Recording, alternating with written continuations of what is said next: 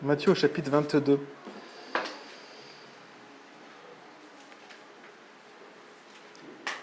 Et je vous invite à prier avant de rentrer dans la parole de Dieu.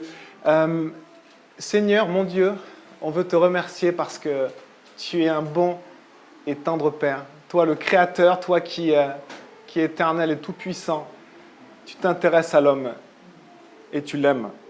Et tu agis.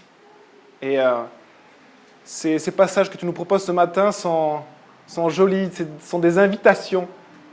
Tu invites ta créature à venir près de toi. C'est bon de se le rappeler. On va passer au travers de ces textes. Seigneur, on te demande de nous remplir de ton Esprit Saint.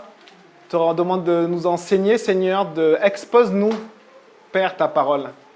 Parce que c'est ta parole. Et puis, on te remercie pour toutes les bontés que tu nous donnes. Amen. Jésus avait enseigné 2 paraboles. On s'en souvient, la parabole des 2 fils. Un père dit à ses fils, allez travailler dans ma vigne, dans mes champs. Un fils dit oui, il ne le fait pas. Et puis l'autre, c'est le contraire. Et puis il y avait une deuxième parabole, la parabole des vignerons. Les vignerons, là, c'était un propriétaire qui louait toutes ses propriétés à des ouvriers. Ces ouvriers s'étaient rebellés contre le propriétaire.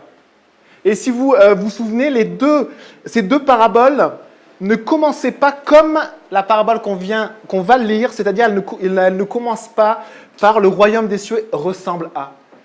Et là, on va passer à une parabole du royaume des cieux.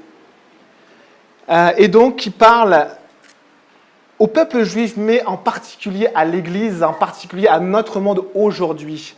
Et on passe au travers de ces textes. Matthieu 22, au verset 1. Jésus prit la parole et leur parla de nouveau en parabole. Il dit, « Le royaume des cieux ressemble à un roi qui fit des noces pour son fils. Il envoya ses serviteurs appeler ceux qui étaient invités aux noces. Mais ils ne voulurent pas venir. Il envoya encore d'autres serviteurs avec cet ordre. Dites aux invités, « J'ai préparé mon festin. Mes bœufs et mes bêtes grasses sont tués. Tout est prêt. Venez aux noces. » Mais eux, négligeant l'invitation, s'en allèrent l'un à son champ, un autre à ses affaires. Les autres s'emparèrent des serviteurs, les maltraitèrent et les tuèrent. À cette nouvelle, le roi se mit en colère. Il envoya ses troupes. Il fit mourir ses meurtriers et brûla leur ville. Alors il dit à ses serviteurs, « Les noces sont prêtes, mais les invités n'en étaient pas dignes. Allez donc dans les carrefours et invitez aux noces tous ceux que vous trouverez. » Ses serviteurs s'en allèrent sur les routes. Ils rassemblèrent tous ceux qu'ils trouvèrent, mauvais et bons. Et la salle des noces fut remplie d'invités. Le roi entra pour les voir. Et il aperçut là un homme qui n'avait pas mis d'habit de noces. Il lui dit, « Mon ami, comment as-tu pu entrer ici sans avoir d'habit de noces ?» Cet homme resta la bouche fermée. Alors le roi dit au serviteur, « Attachez-lui les mains, attachez-lui les pieds et les mains, amenez-le et jetez-le dans les ténèbres extérieures où il y aura des pleurs et des grincements de dents. » En effet, beaucoup sont invités, mais peu sont choisis, ou littéralement élus. Donc on a vu 2 paraboles précédemment qui parlaient particulièrement au peuple juif, parce que les responsables qui écoutaient Jésus, en fait, s'en prenaient un peu plein la tête. Quand ils analysaient les paraboles, ça parlait clairement d'eux et du peuple juif. Entre le fils désobéissant et le fils obéissant, c'était les fils obéissants, mais qui ne faisaient pas la volonté du Père. Et puis les ouvriers qui travaillent dans la vigne de Dieu, c'est le peuple juif. Mais que font-ils ? Ils se rebellent. Et là, regardez bien, à la fin du chapitre 21, au verset 45, on lit, après avoir entendu ces paraboles, les chefs des prêtres et les pharisiens comprirent que c'était d'eux que Jésus parlait. Et donc ces 2 paraboles concernaient en premier le peuple juif. Elles nous ont enseigné, elles nous enseignent encore aujourd'hui, mais concernaient premièrement le peuple juif. Et elles décrivaient des faits. Les faits, c'est la désobéissance et le rejet du peuple juif envers son maître, le roi, et envers son fils, Jésus. Et ici, cette parabole commence comme cela. Différemment, elle dit « Le royaume des cieux ressemble à… » C'est une parabole du royaume des cieux qui décrit et nous enseigne sur le royaume de Dieu. Elles vont nous enseigner également sur le rejet du peuple et la place de Jésus, mais elles vont aller plus loin, elles nous enseignent sur le royaume de Dieu. Elles sont directement liées à ce que nous vivons aujourd'hui. Et on va passer au travers cette parabole.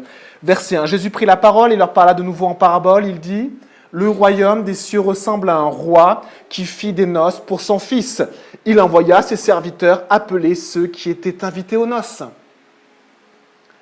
Voici du coup une nouvelle parabole que propose Jésus. Elle met en scène un roi.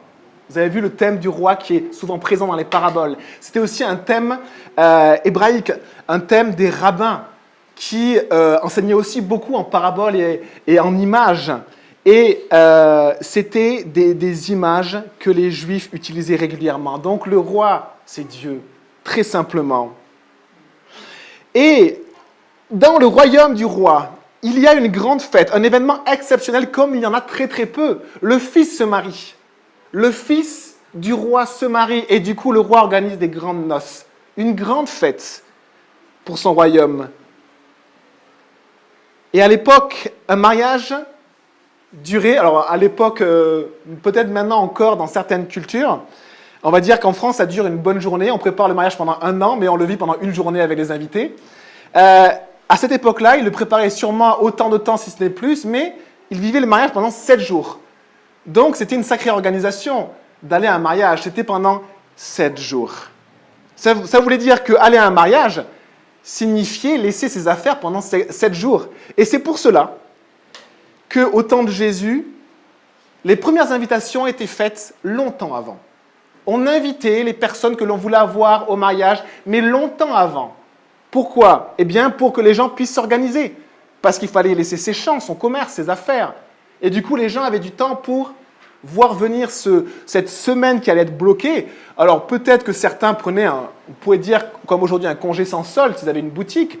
Ou peut-être demandaient-ils à des amis ou à leurs fils de travailler dans leur propriété. Ou alors, est-ce qu'ils employaient des ouvriers ? En tout cas, ils avaient du temps pour s'organiser.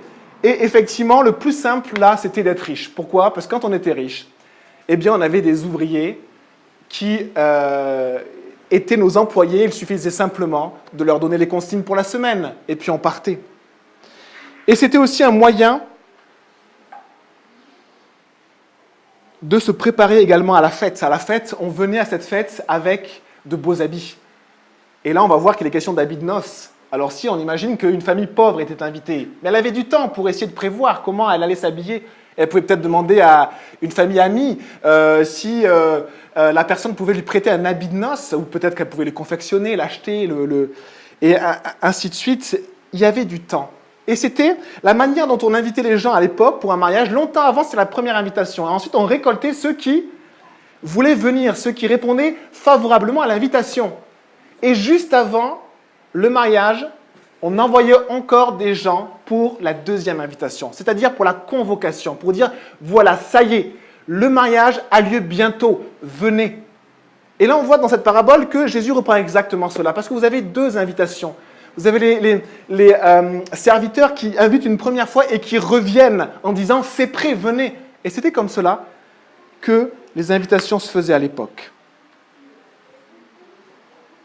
Alors le royaume des cieux ressemble à un roi qui fit des noces pour son fils. Le roi, on a compris, c'est Dieu, les Juifs le savent très bien. Mais dans l'imagerie des rabbins, le fils ou un des fils était souvent le peuple juif. Et ils prenaient souvent même ces lunettes-là pour analyser même des prophéties et en disant le fils de Dieu, c'est le peuple juif. Et parfois, il ne se trompait pas, parfois, il se trompait.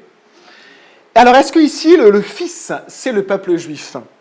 Eh bien, on voit que dans les paraboles précédentes, notamment celle des vignerons, le fils est rejeté par les vignerons. Le fils ne représente pas le peuple juif. Et les juifs le réalisent, le comprennent. Donc le fils, dans les paraboles de Jésus, ne signifie pas forcément le peuple juif. Et ici également, on réalise que ceux qui sont invités, ceux qui ont un rang privilégié dans le royaume, eh bien en fait, c'est le peuple juif. Et donc le fils, ici, désigne quelqu'un d'autre. Et du coup, ces personnes-là qui écoutaient les paraboles de Jésus, la première question, mais c'est qui est ce fils ? Est-ce que vous connaissez ce fils ? Proverbe 30, verset 4 nous dit qui est monté aux cieux et qui en est descendu? Qui a recueilli le vent dans ses mains? Est-ce que vous êtes capable de faire ça? Qui a serré les eaux dans son vêtement? Qui peut prendre les océans dans son vêtement? Qui a fait paraître les extrémités de la terre? Quel est son nom? On le sait, c'est Dieu. Mais écoutez, et quel est le nom de son fils? Le sais-tu? Dieu, il a plu à Dieu dans l'Ancien Testament de dire qu'il avait un fils. Et la question un peu qui est posée dans l'Ancien Testament et qui est posée aussi par Jésus et les disciples, c'est qui est ce fils? Psaume 2, verset 11 dit « Dans la crainte, servez l'Éternel, et tout en tremblant, exultez de joie. Au Fils, rendez votre hommage, pour éviter qu'il s'irrite et que vous périssiez tous dans la voie que vous suivez. En un instant, sa colère contre vous peut s'enflammer. Oui, heureux sont tous les hommes qui, en lui, cherchent refuge dans le Fils. » Dieu parlait du Fils, qui n'était pas le peuple juif. Dieu a un fils, quel est son nom? Et regardez ce qu'a témoigné Jean le baptiseur. Non, excusez-moi, je me trompe, excusez-moi. Le disciple Jean, quand il écrit son évangile, regardez ce qu'il dit et comment il témoigne de cela. Il dit, dans Jean chapitre 1, « Au commencement était la parole, et la parole était auprès de Dieu, et la parole était Dieu. » Au verset 14, « Et la parole s'est faite homme. » Dieu, la parole c'est Dieu, on vient de le lire, Dieu s'est fait homme. Et elle a habité parmi nous, pleine de grâce et de vérité, et nous avons contemplé sa gloire, une gloire comme celle du Fils unique. Qui est ce Fils?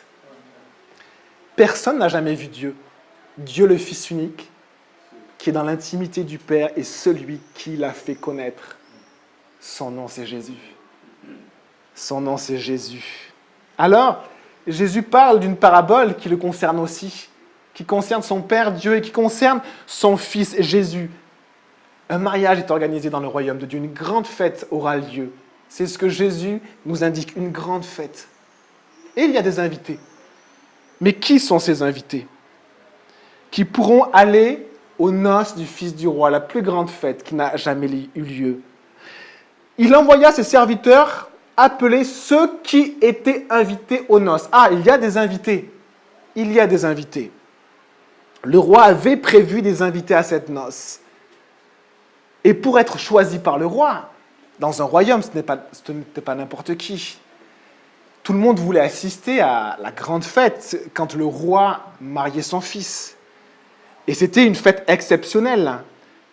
Alors les gens qui étaient invités par un roi, eh bien c'était des personnes qui étaient connues du roi, qui étaient honorées du roi, qui avaient reçu ses honneurs, qui avaient sûrement un statut et une place importante dans le royaume.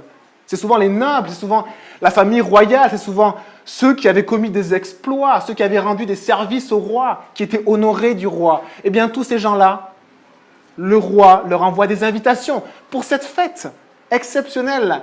Mon fils se marie, venez à la noce. Voilà l'invitation. Il envoya ses serviteurs appeler ceux qui étaient invités aux noces. Mais ils ne voulurent pas venir. Le roi organise une fête magnifique. Et les gens qui sont privilégiés dans son royaume ne veulent pas venir. Ceux qui ont reçu les honneurs du roi ne veulent pas venir. Quelle chose étonnante de ne pas venir aux noces du fils du roi. Une invitation tellement prisée, elle est refusée par tous. Ils ne voulurent pas venir. Quels sont ces motifs de ce refus? Les amis, il n'y en avait pas. Il n'y avait pas de motif. Première chose, on pourrait se dire, ils étaient sûrement pauvres peut-être. Ici, on peut penser que ceux qui ont reçu les honneurs du roi avaient une situation très agréable financièrement. Il suffisait qu'ils donnent des consignes à leurs ouvriers. Pourquoi, du coup, n'ont-ils pas voulu venir? Ils refusent. Et on réalise que ce motif n'est autre que du mépris. N'est autre que du mépris. Alors on se dit, eh bien, forcément, le roi va les punir. Ou peut-être va les éjecter de son royaume. Et on lit la suite. Verset 4. Il envoya encore d'autres serviteurs, avec cet ordre. Dites aux invités, j'ai préparé mon festin, mes bœufs et mes bêtes grasses sont tués, tout est prêt, venez aux noces. Le roi ne leur fait aucun reproche. Simplement, se souvient des 2 invitations, il a envoyé longtemps avant les premières invitations. Et qu'est-ce qu'il a fait? Il a reçu des refus. Qu'est-ce qu'il a fait? Il a continué à préparer les noces de son fils. Et là, les noces arrivent. C'est le moment. Donc, qu'est-ce qui se passe? Il envoie les 2e invitations. Mais normalement, ces convocations, juste avant l'événement, on ne les envoyait qu'à ceux qui avaient dit oui. Et là, tout le monde a dit non, ce n'est pas grave. Il les envoie même encore à ses invités une 2e fois pour leur dire de venir. Venez aux noces.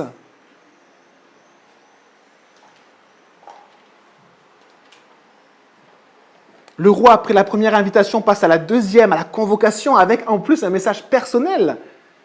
Le roi parle personnellement, sans reproche ni menace. Il dit, tout a été préparé, c'est fait. Les noces sont prêtes. En l'honneur de mon fils, venez. Et ce qui est beau de voir dans la réaction du roi, c'est que le roi est patient, qu'il est bienveillant, qu'il ne menace pas, qu'il ne reproche pas. Il a simplement envie que ses invités viennent aux noces de son fils. Les amis, comment on appelle les gens avec qui vous voulez passer des moments importants? Vous avez un moment important et vous pensez à des gens pour qu'ils puissent vivre ce moment-là. Comment on appelle ces gens-là? Des amis. C'est vos amis auxquels vous pensez. Quand vous vous mariez, quand vous avez des points importants dans votre vie, vous invitez vos amis. Le roi a invité ses amis. Et le roi avait vraiment envie que ses amis viennent. Mais ses amis ont refusé. Et il a encore envoyé les dernières convocations. Ils vont peut-être venir. Il voulait vraiment les honorer. Il voulait vraiment passer ce moment avec eux. Mais eux, on va voir leur réaction. Verset 5. Mais eux, négligeant l'invitation, s'en allèrent l'un à son champ, un autre à ses affaires. Les autres s'emparèrent des serviteurs, les maltraitèrent et les tuèrent. Et là, on est stupéfait. Est-ce que des amis d'un roi peuvent faire cela? Est-ce que des gens ayant reçu tant d'honneur de la part du roi peuvent-ils faire cela? Et les amis, oui. Oui, nous avons reçu tellement d'honneur de la part du Père, à la part de Dieu, et nous pouvons avoir la même réaction. Regardons ces réactions. L'indifférence. Quelqu'un vient vous inviter avec une invitation extraordinaire, extraordinaire, et la personne tourne le dos, néglige, indifférente. Et elle s'en va à ses activités. Elle avait un champ, elle va travailler dans son champ. Elle avait des affaires, elle va travailler à ses affaires. Et regardons d'autres personnes, d'autres réactions. D'autres s'emparent même des serviteurs, les maltraitent et les tuent. Et on lit dans le psaume 41, verset 9, un passage que David a vécu, mais qui est aussi prophétique. Celui-là même avec qui j'étais en paix, mon ami, qui avait ma confiance et qui mangeait mon pain, s'est tourné contre moi. Jésus va également vivre cela de la part de Judas, mais aussi de la part de son peuple et à la part des responsables. Ceux qui reçoivent les honneurs se retournent contre celui qui donne les honneurs. Certains serviteurs sont même battus, mis à mort. Mais vous savez, quand on fait cela des serviteurs du roi, les serviteurs, ce sont des représentants. Donc, quand on maltraite un serviteur du roi, on maltraite le roi. Quand on crache sur un serviteur du roi, on crache sur le roi. Et au verset 7, le roi se mit en colère. Il envoya ses troupes, fit mourir ses meurtriers et brûla leur ville. On ne voit pas que le roi punit les indifférents ici. On voit qu'il punit les meurtriers, ceux qui sont allés jusqu'à maltraiter et à tuer. Ceux-là vont vivre la conséquence de leurs actes. Leurs actes répréhensibles vont être jugés. Et le jugement s'abat sur eux. Et au moment où il s'abat, c'est irrémédiable. Ils sont mis à mort et leur ville est brûlée. Et les amis, ceci nous raconte l'histoire aussi du peuple juif et aussi des invitations que Dieu n'a cessé à donner à son peuple. Et on va voir à toute la création. Dieu a enseigné son peuple par ses prophètes. Et son peuple juif a bénéficié de la parole de Dieu. On a entendu une histoire à Romorantin d'une petite fille qui a passé 7 ans à mettre de l'argent de côté pour s'acheter une Bible, pour s'acheter la parole de Dieu, parce qu'avant, on n'avait pas Internet, et puis les Bibles coûtaient terriblement cher. Des années et des années juste pour avoir la parole de Dieu. Ces gens-là l'avaient gratuitement de la part de Dieu. Ces gens-là avaient les prophètes, ceux qui transmettaient les paroles de Dieu. Les prophètes avaient annoncé longtemps avant l'invitation de Dieu, que Dieu allait envoyer son salut. Et il avait donné assez de précision et d'enseignement pour que son peuple se prépare à cet événement. 700 ans avant, Dieu dit à son peuple, préparez-vous parce que le moment approche. Il faut se dire, 700 ans, c'est long. Mais le peuple ne s'est pas préparé, ni quand il a entendu ce message, ni pendant les 7 siècles qui ont suivi. Les responsables du peuple et le peuple juif n'a pas pris la mesure d'une telle invitation. Certains ont été indifférents, et on va voir que d'autres ont eu une réaction plus violente. Après avoir envoyé les prophètes, et par eux la parole de Dieu, et on pourrait dire, ce sont les premières invitations. C'est les premières invitations de cette parabole, quand il invite son peuple, ceux qui étaient invités. Dieu va continuer. Qui va-t-il envoyer? Il va envoyer Jean le baptiseur, qui va annoncer le Messie. Il va être tué et décapité. Il va envoyer son propre fils, Jésus le Messie, et il va être arrêté, mis hors de la ville et crucifié.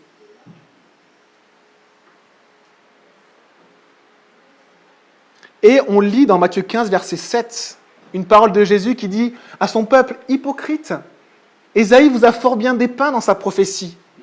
Quand il a dit, ce peuple m'honore des lèvres, mais son cœur est éloigné de moi. S'il te plaît, Seigneur, que ça ne me décrive pas. Des belles paroles, mais un cœur pourri ou un cœur noir. Et on est tous capables d'être cela, d'avoir nos masques et d'avoir des belles paroles, mais à l'intérieur, d'être éloigné de Dieu. Mais regardez, après ces premières invitations, faites longtemps à l'avance, jusqu'à Jésus. Regardez ce qui est marqué. Mes bœufs et mes bêtes grasses sont tués, tout est prêt. J'ai préparé mon festin, les noces sont prêtes. Pourquoi?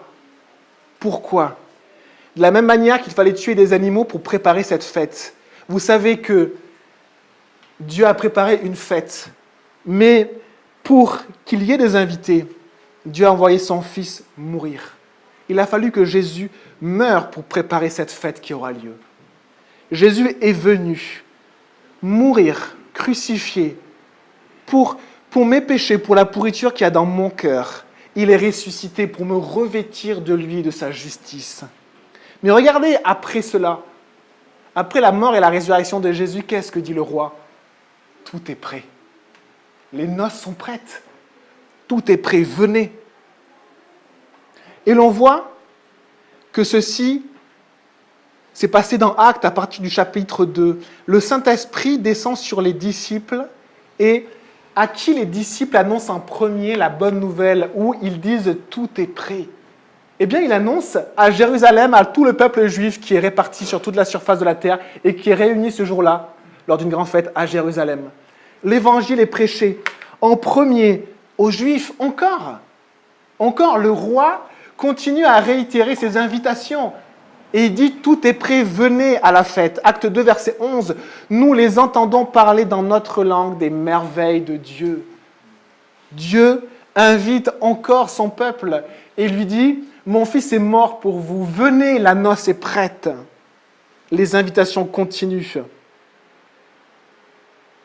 J'ai préparé mon festin, mes bœufs et mes bêtes grasses sont tués, tout est prêt, venez aux noces. Jésus est mort pour mes péchés, ressuscité pour me revêtir de sa justice. Tout a été fait par le roi, tout est prêt. Et on voit que c'est cette deuxième vague de serviteurs qui transmet cela. Mais on va voir ce qui va se passer dans cette deuxième vague de serviteurs. Dans les Actes, Acte 4, les apôtres, les serviteurs de Dieu, Pierre et Jean sont arrêtés. Leurs invitations ne sont pas non plus entendues. Et on essaie de les faire taire et on les menace, on les maltraite. Acte 5, le grand prêtre fait arrêter les apôtres et les jette en prison. Mais Dieu les délivre. Mais le grand prêtre veut les tuer. Acte 7, Étienne est mis en procès puis lapidé par le peuple. Acte 8, verset 1, il y eut ce jour-là une grande persécution contre l'église de Jérusalem. Et tous, excepté les apôtres, se dispersèrent dans les contrées de la Judée et de la Samarie. La deuxième vague de serviteurs n'a pas non plus été reçue par le peuple qui pourtant avait été invité à la noce. Et une des conséquences historiques de ce rejet de cette deuxième vague de serviteurs, qui est la vague de la convocation, qui dit « c'est prêt, c'est maintenant, venez à la fête ».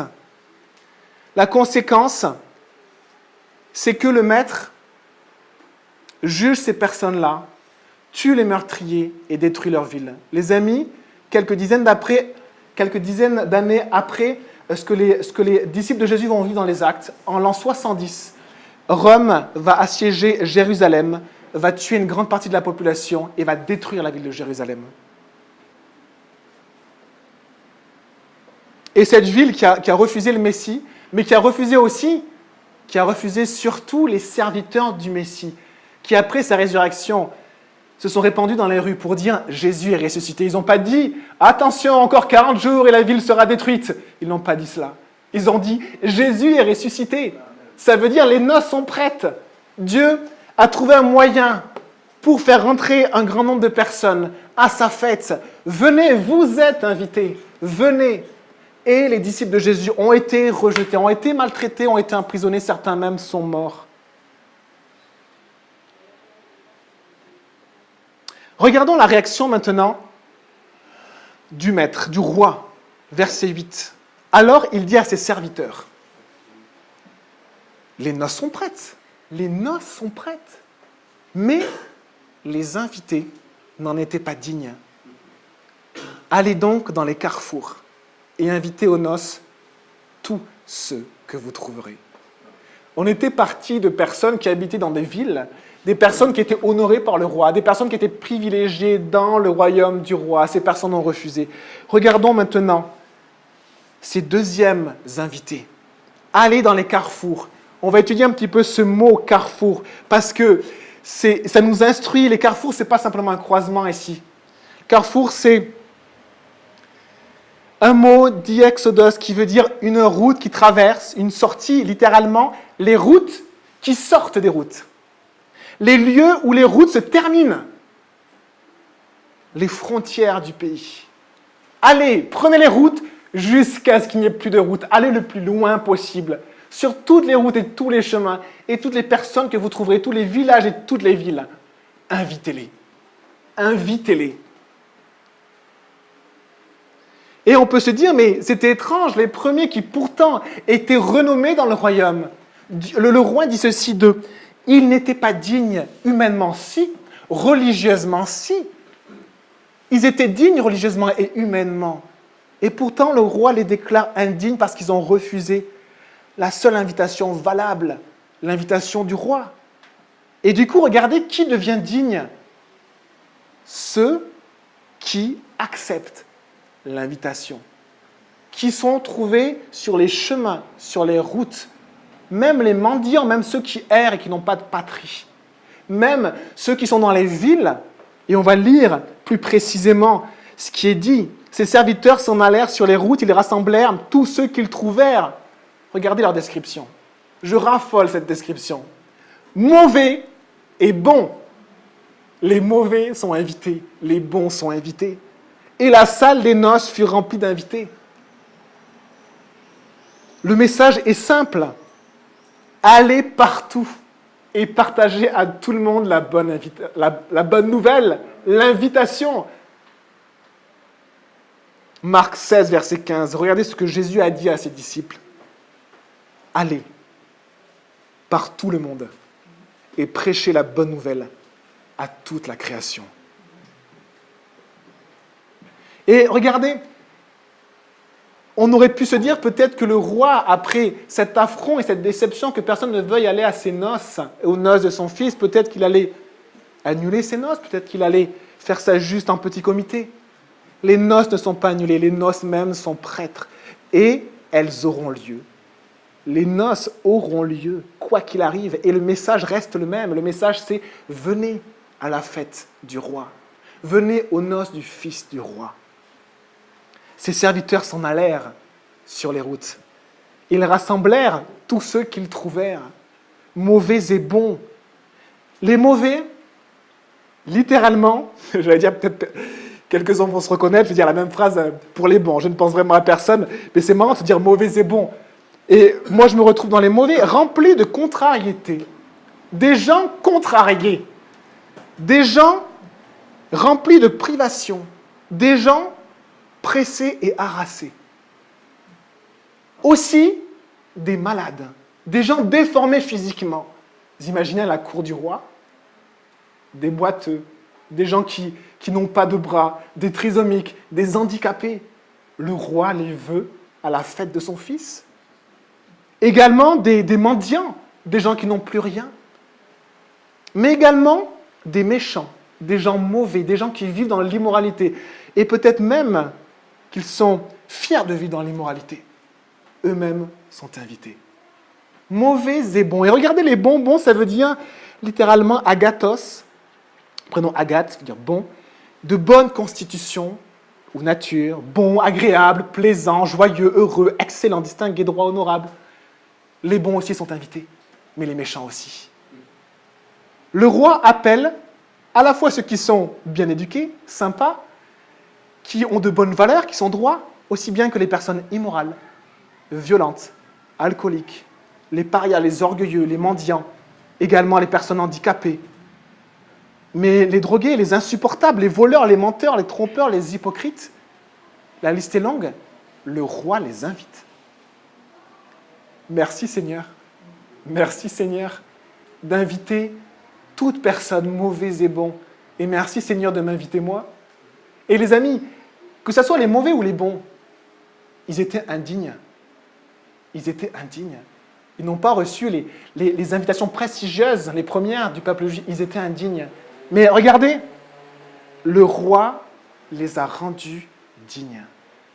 Alors que tous sont indignes, à la fois ceux qui sont considérés par nous comme des bons, ou ceux qui sont considérés comme nous par des mauvais. Tous sont indignes, mais tous sont invités, et ceux qui acceptent l'invitation sont déclarés dignes. Et les amis, on peut regarder et réaliser une chose. Dieu n'a pas choisi les meilleurs pour rentrer aux noces de son Fils et pour le servir. Dieu n'a pas choisi les meilleurs. Heureusement, parce qu'on est là. Et il n'a pas choisi ceux qui avaient le plus grand potentiel. Il ne s'est pas dit, lui, il y a de l'avenir, je le veux dans mon royaume. Non, tous ceux qui avaient de l'avenir dans son royaume ont refusé.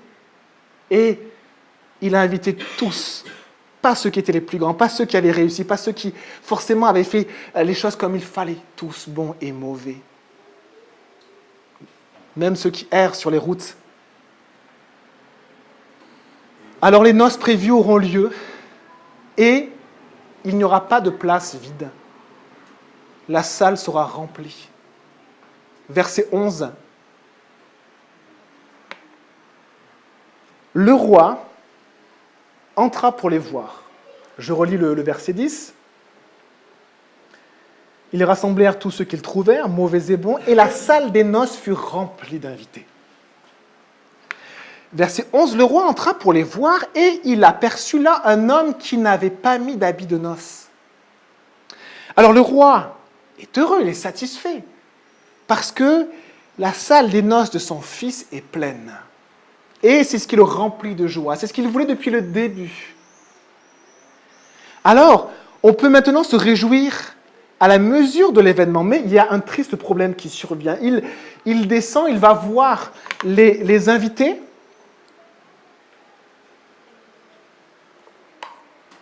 Il va voir les invités. Et là, un triste problème survient. Quelqu'un a accepté l'invitation sans se préparer convenablement. Et on va voir que, on pourrait dire, est-ce qu'il y avait des conditions pour rentrer à la fête? Et on voit qu'il y avait une condition.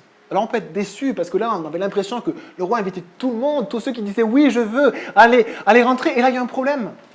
Et quel est le problème?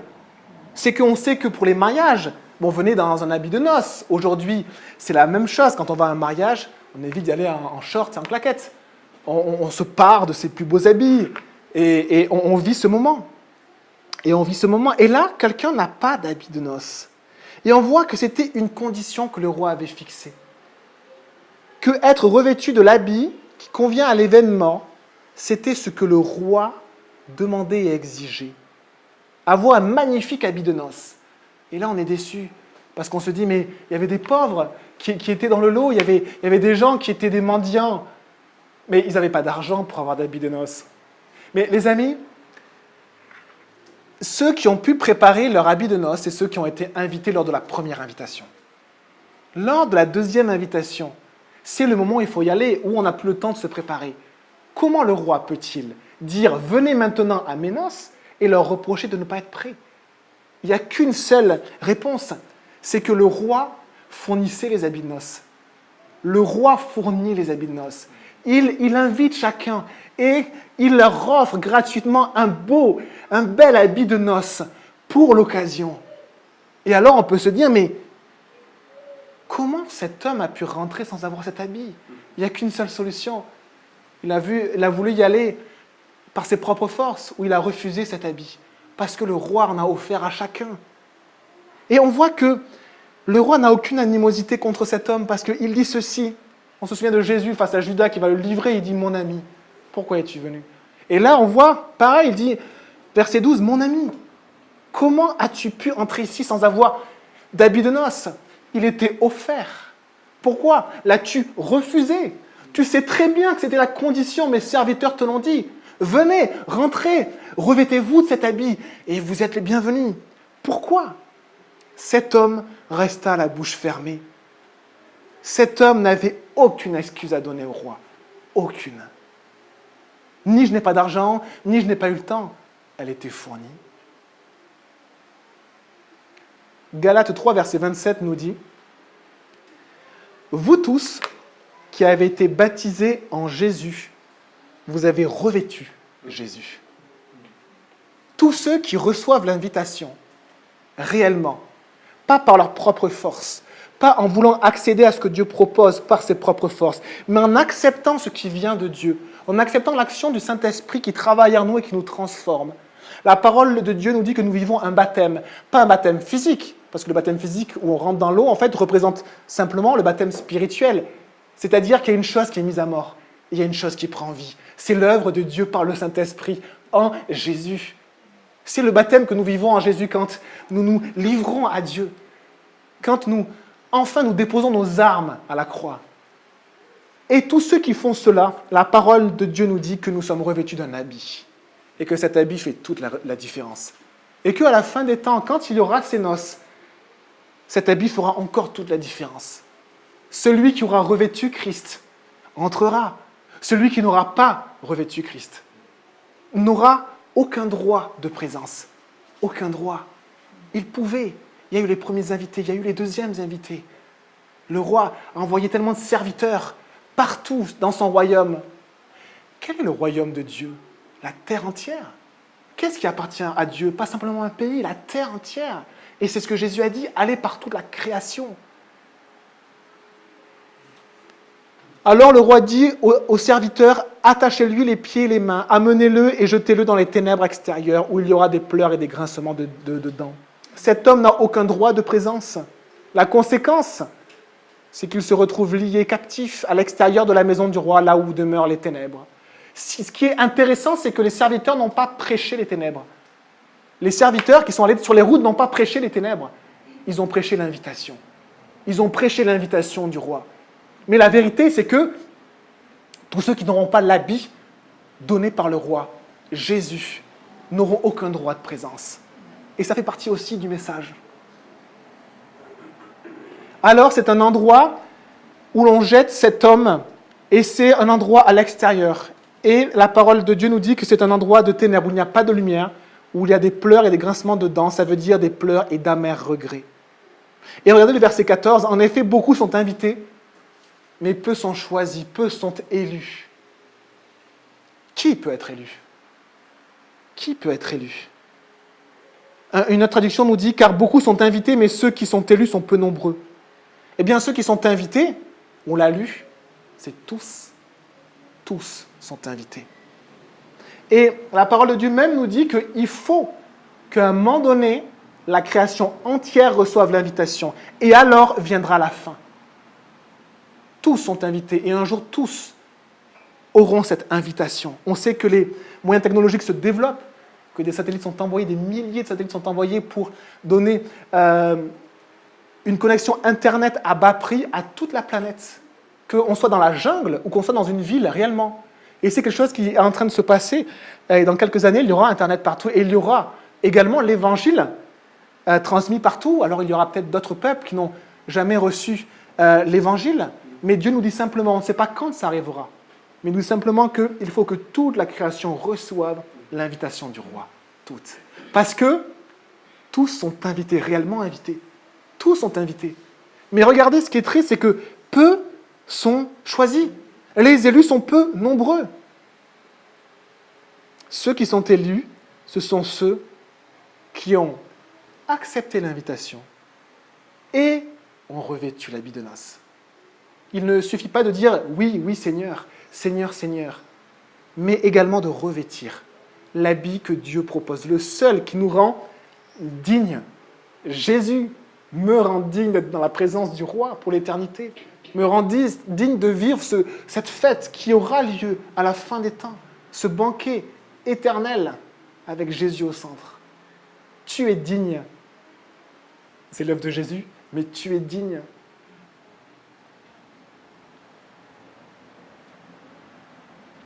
Alors, le maître, alors Jésus prévient quand même ses serviteurs qu'il y aura peu d'élus, que peu vont accepter l'invitation du roi, mais que les noces seront remplies.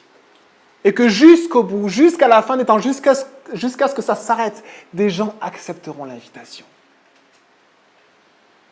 Et il nous dit également que beaucoup s'opposent. Beaucoup vont faire demi-tour.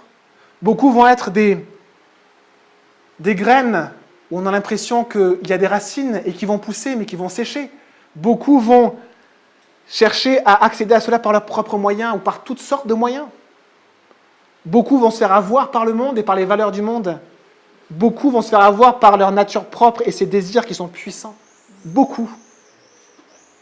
Mais il n'y a qu'un seul moyen pour avoir une place à la fête du roi, être revêtu de Jésus.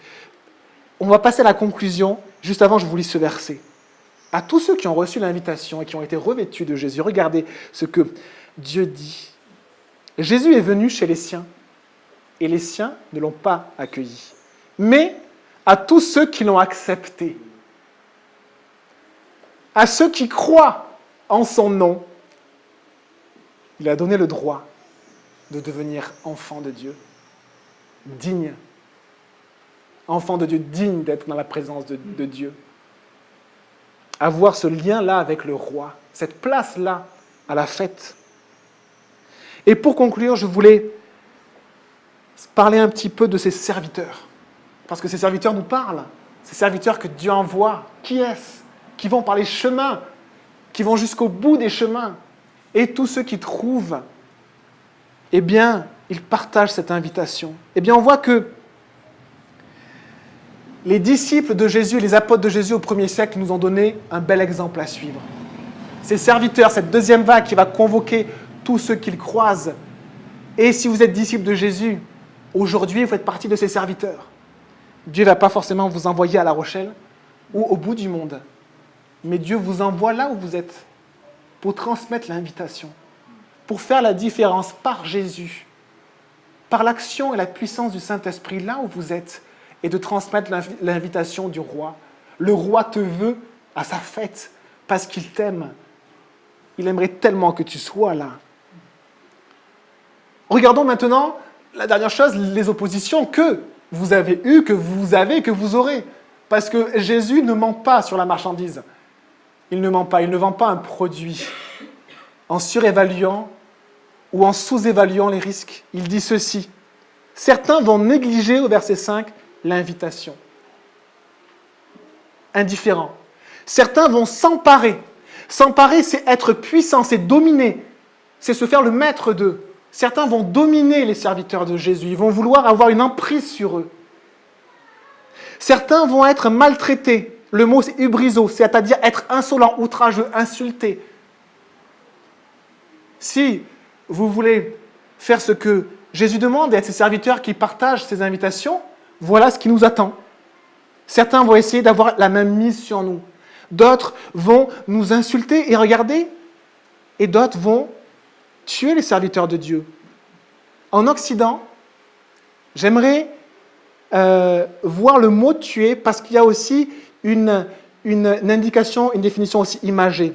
C'est apokteino qui veut dire tuer de n'importe quelle manière, détruire, laisser périr, mais métaphoriquement, ça veut dire éteindre, abolir, infliger une mort morale. Et voilà l'œuvre de l'ennemi de Dieu et l'œuvre de ce monde qui essaie de nous éteindre par tous les moyens, de nous éteindre. Et une bonne manière d'être, il y a plein de manières d'être éteint par l'immoralité, par les affaires de ce monde, par mille choses. Et c'est un des moyens que nous allons vivre, une des choses que nous allons vivre. Être éteint, on va essayer de nous abolir, de nous infliger une mort morale.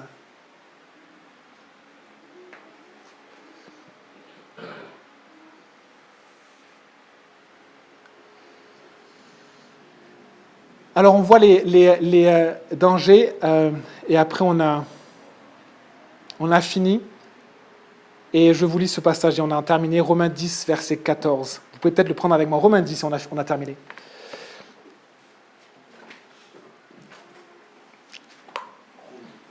Romains 10, verset 14. Remarquez une chose. Vous avez vu quand le roi punit ceux qui ont maltraité et tué les serviteurs? Vous remarquez que les serviteurs du roi n'essaient pas de se défendre, ne menacent pas et ne ripostent pas. Ils laissent le roi appliquer le jugement quand il le voudra. Et c'est une aussi caractéristique de ces serviteurs, qui laissent le roi agir et s'il le veut juger. Romains 10, verset 14.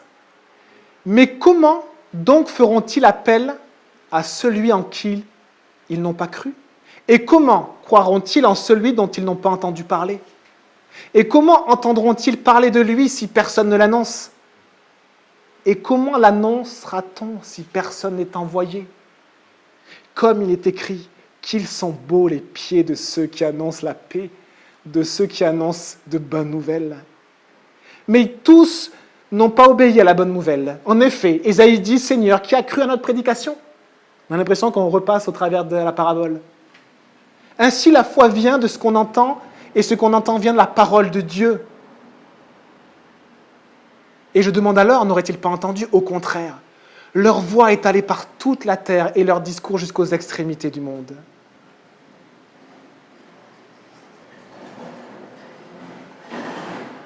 Et on va prier.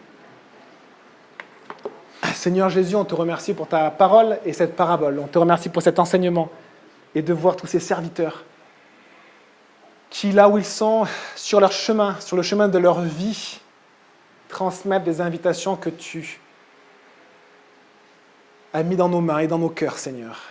Remplis-nous de ton esprit. Pardonne-nous, Seigneur, des fois, de nous laisser dominer par le monde, de nous laisser dominer par certaines personnes. Pardonne-nous, Seigneur, de mal réagir à l'insolence vis-à-vis de ton message, mal réagir aux moqueries vis-à-vis de ton message. Mais tu nous demandes de réagir avec grâce et laisser Dieu la justice et le jugement. Et pardonne-nous, Seigneur, si nous sommes éteints, si le diable a réussi ou le monde a réussi à nous tuer et que nous sommes stériles et que nous ne partageons plus cette invitation.